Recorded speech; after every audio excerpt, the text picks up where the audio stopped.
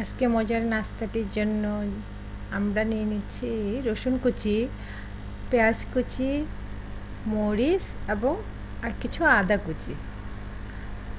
এর সঙ্গে আমরা আর যেটি নেব সেটা হচ্ছে চিড়া। আজকে আমরা যে বিকেলের নাস্তাটি তৈরি করব এই চিড়া দিয়েই করব। তাহলে এর জন্য আমরা একটি কড়াই নিয়ে নিলাম।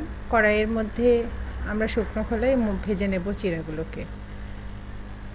তো কিছুক্ষণের জন্য আমরা চিড়াগুলোকে নেড়ে চেড়ে ভেজে নেব। এর জন্য আমরা একটুখানি লবণ দেব, যেন এই চিড়াটা আরও মচমচে হয়ে যায়। লবণটা দিলে চিড়াটার টেস্টটা আরও অনেক ভালো হয়। জানেন বন্ধুরা, এই চিড়া ভাজাটা খেতে অনেক অনেক ভালো লাগে। হ্যাঁ, কিছুক্ষণ না, একটু ভেজে নিলেই এই চিড়াটা মোটামুটি করে হয়ে যাবে। বেশিক্ষণ লাগে না, অনেক দ্রুতই হয়ে যায়। এখন আমাদের চিড়াটা ভাজাটা হয়ে গিয়েছে। এটা আমরা সাইড করে আলাদা জায়গায় রেখে দেব এবং কড়াইটা পরিষ্কার করে আবার আমরা চুলার মধ্যে দিয়ে দেব।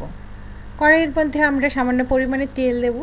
এটা আপনারা সরষের তেলও দিতে পারেন, আবার সয়াবিন তেলও দিতে পারেন, আপনাদের যার যেটা খুশি। কিন্তু আমি এখানে সরিষার তেল ব্যবহার করেছি। হ্যাঁ, এখন মরিচ কুচি যেগুলো করে রেখেছিলাম সেটা আমি দিয়ে দিলাম। এর মধ্যে হালকা পরিমাণে একটু আমি হলুদ গুঁড়া দিয়ে দেব। কেন? এটা পেঁয়াজের জন্য, পেঁয়াজটার কালারটা যেন খুব সুন্দর আসে। এখন আমি এর মধ্যে পেঁয়াজ কুচিগুলোও দিয়ে দিলাম। যে পেঁয়াজ কুচিগুলো আমি করে রেখেছিলাম এর মধ্যে আদা কুচিগুলোও দিয়ে দেব, কিন্তু আমরা রসুনগুলো এখন ব্যবহার করব না। কেন? এটা আমি ভিডিওর শেষে জানাবো। এখন পেঁয়াজগুলোকে আমরা কিছুক্ষণ ভেজে নেব।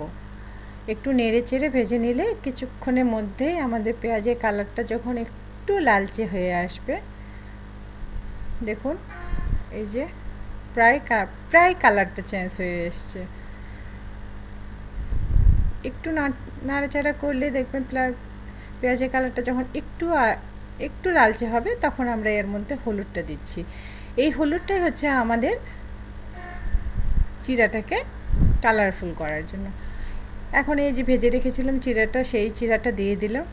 হ্যাঁ, আলতোভাবে হাত দিয়ে তুলে দেবেন। দেখুন এই যে নিচে কালো কালো, এগুলো হচ্ছে সেই লবণটা যে দিয়েছিলাম সেই লবণটা পুড়ে গিয়ে কালো হয়েছে। এটা আমি কখনোই দেব না, কারণ এটা মুখে পড়লে একটু তেতো তেতো লাগে, যার কারণে এটা আমি ব্যবহার করব না। এখন পেঁয়াজ আর মরিচগুলোর সঙ্গে চিড়াটাকে খুব ভালোভাবে নেড়ে চেড়ে ভেজে নেব। এই যে বন্ধুরা দেখুন, আমার চিড়া ভাজাটা হয়ে গিয়েছে। আমি তুলেও নিয়েছি এবং আপনাদের জন্য সাজিয়েও দিয়েছি। এই যে এখন আমি ব্যবহার করেছি আমার সেই রসুনগুলো আমি এখন ব্যবহার করেছি। আপনারা যখন চিড়া ভাজিটা খাবেন এবং একটু করে রসুন মুখে দেবেন, তখন এই চিড়া ভাজাটার খেতে অনেকাংশে বেড়ে যায়। এবং এর স্বাদ বাড়ানোর জন্য আমরা এর মধ্যে একটুখানি চিনি দিয়ে দেব। চিনিটা আপনারা চাইলে দিতেও পারেন, নাও দিতে পারেন, তবে দিলে বেশি ভালো লাগে, আমার কাছে আর কি ভালো লাগে। বন্ধুরা, আপনাদের যদি আমার এই চিড়া ভাজাটা পছন্দ হয়ে থাকে তাহলে অবশ্যই কমেন্টসে জানাবেন। আমার চ্যানেলটি সাবস্ক্রাইব করতে ভুলবেন না, অবশ্যই লাইক করবেন।